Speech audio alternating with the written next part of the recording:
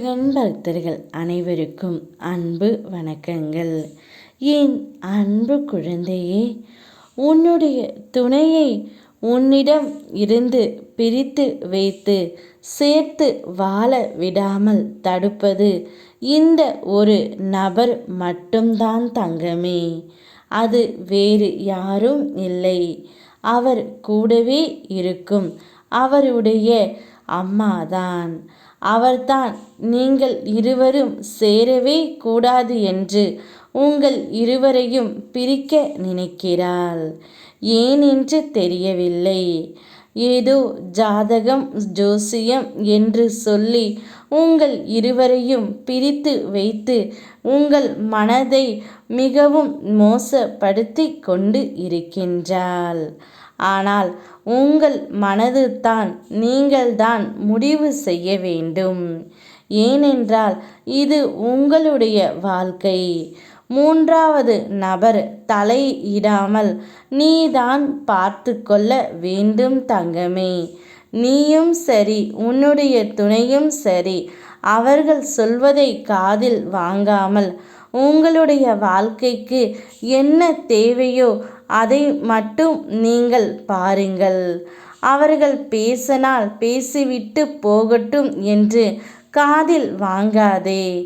இன்று பேசுவார்கள், நாளை போய்விடுவார்கள். ஆனால் வார்த்தை என்றும் எப்போதும் நிரந்தரம்தான். ஆனால் நான் இல்லை என்று சொல்லவில்லை தங்கமே. ஆனால் ஒன்று புரிந்து கொள். நீ இப்போது உன் துணையிடமிருந்து பிரிந்து இருப்பதால் அவதிப்படுவது நீயும் தானே. என் பிள்ளை எனக்கு சந்தோஷமாக இருக்க வேண்டும் அல்லவா? அதனால்தான் விட்டு கொடுத்து அனுசரித்து பழகு என்று கூறுகின்றேன். அவர்களுக்கு காலம் தக்க தண்டனையை கொடுத்துவிடும். இல்லையென்றால் நானே கொடுத்து விடுவேன். நீ உன்னுடைய வாழ்க்கையை பார். உன்னுடைய துணையுடன் சேர்ந்து வாழ்வதை பார். அதுவே எனக்கு போதும் தங்கமே. சண்டை போட்டால் கவலைப்படுவது அவர்கள் மட்டும்தான் என்று நீ நினைக்கின்றாய். ஆனால் அது உண்மை அல்ல.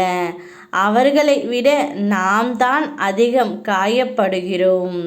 அதனால்தான் சொல்கின்றேன், சண்டை போடாமல் விட்டு கொடுத்து இருப்பது ஒரு வாழ்க்கையை சந்தோஷமாக வாழ்த்தங்கமே. அந்த வாழ்க்கையில் நான் நிச்சயம் உனக்கான மகிழ்ச்சியை கொண்டு வந்து தருகின்றேன். என்னோடு வா, எல்லாவற்றையும் நான் பார்த்து கொண்டு இருக்கின்றேன்.